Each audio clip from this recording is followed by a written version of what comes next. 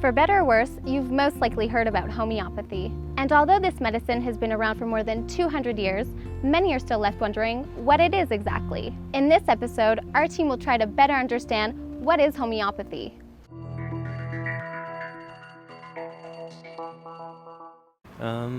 Is it like try to be healthier through like juicing or like, stuff like that, or? It's healing through plants? Well, I think it's an alternative medicine. Mon Dieu, l'homéopathie, je sais pas. Well, I've heard the term, but that's a good one. I don't know. C'est une bonne. Hahnemann était un homme de son époque, c'était un médecin célèbre qui avait fait... So Hahnemann was a man of his time, a famous doctor with major works, who also translated ancient works, Greek particularly, and discovered a little-known or obsolete method, which was homeopathy, the theory of similars.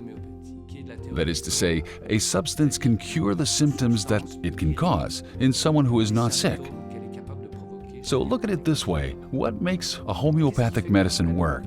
So we have seen that the similarity is important. The similarity between the symptoms of the disease, symptoms in the broad sense, that is to say both physic and physical, as well as psychological symptoms that can be produced by the medicine. So the basic principle of homeopathy is similarity. The second most important principle is causality. What causes the disease state? And is this something original in homeopathy? Because what causes the disease state will change the chosen medicine. So you have to identify the cause which causes the sickness. Is it an emotion? Is it a temperature change? Is it something you ate, etc., etc.? And the medicine will change according to the cause. Changer chaque fois que la cause va changer.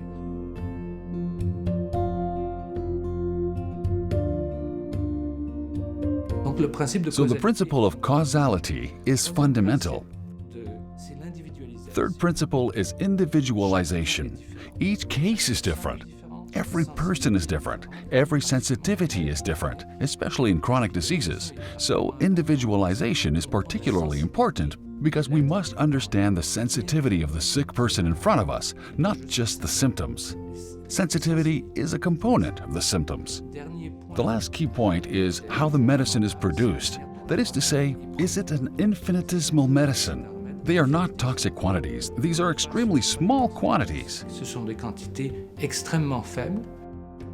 So, after its beginnings in the 19th century, homeopathy had expanded greatly and very quickly. A turning point for homeopathy was the cholera epidemic. C'est l'épidémie de choléra. Et ça a été comme une... And it was like wildfire in Europe. It changed the perception of homeopathy because all of a sudden, large-scale incurable diseases that devastated entire populations could suddenly be prevented and cured. And I think it's important to realize that this was a man who was completely dedicated to what he did, a very pragmatic man who was very thorough in his thinking. And that's what makes his work significant. Son œuvre est considérable.